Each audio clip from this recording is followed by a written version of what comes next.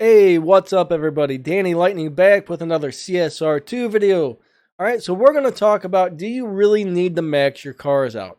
Is there much of an advantage to having one maxed or having one highly upgraded? Of course, the more stage 6 parts and the more fusions you get, the faster the car gets. Personally, I could care less about having a max car.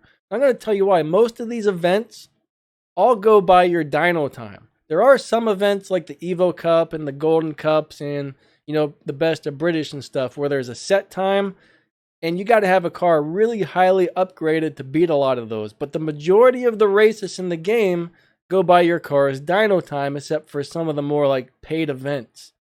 All right.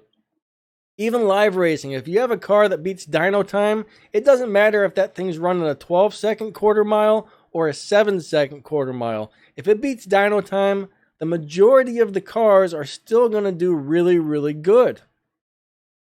There's really not much of an advantage to maxing out a car, to be honest, unless you're trying to complete one of those events that don't go by dyno time and require you to have a extremely highly upgraded car. That's really the only situation where you have a major advantage by having a maxed out car.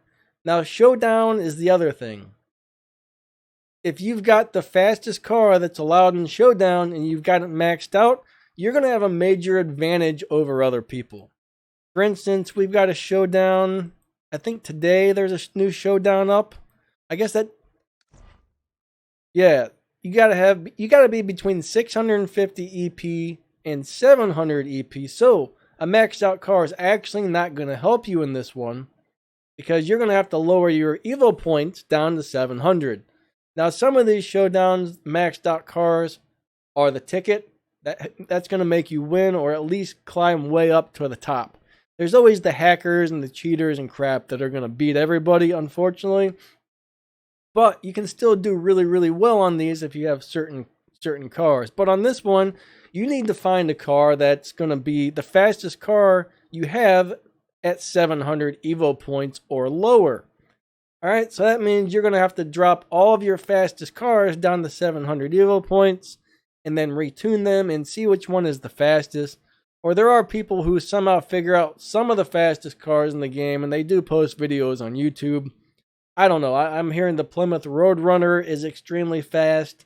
I can't remember. There's 3 or 4 cars that are supposed to be super fast. But for the most part, though, it's really not going to give you much of an advantage to completely max out a car. All right?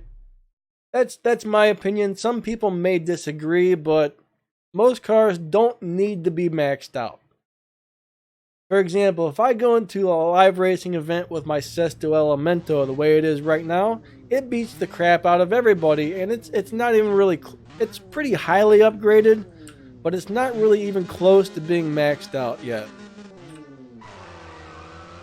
Now, if I did max it out, I don't really think it's not going to do any better in live racing than it does right now, to tell you the truth. It's at a really good spot. It's beating dyno time by like almost half a second. That car naturally beats dyno by a lot. So I can win a bunch of races with that car, no problem. So if that car was maxed out, it wouldn't matter. It would be the exact same. The only difference is I'd be in a faster lobby versus a slower lobby.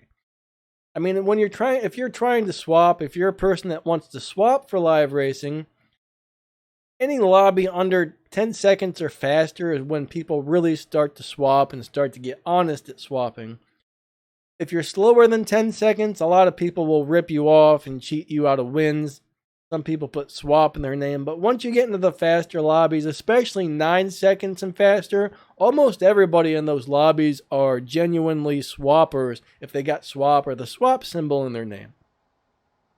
But truth is, you really don't need maxed out cars for most things, all right?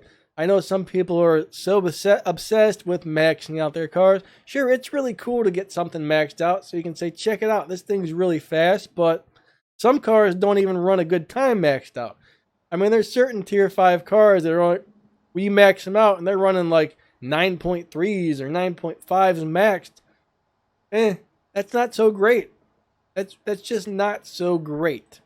You know what I mean? There's no huge advantage to having a car like that maxed out.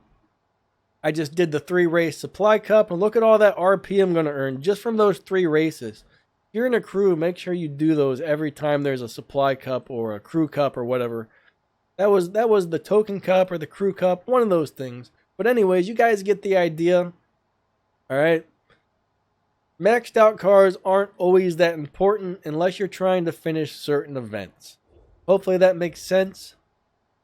And I think that pretty much wraps this video up. So, thanks for watching, and I will catch you guys later. See ya.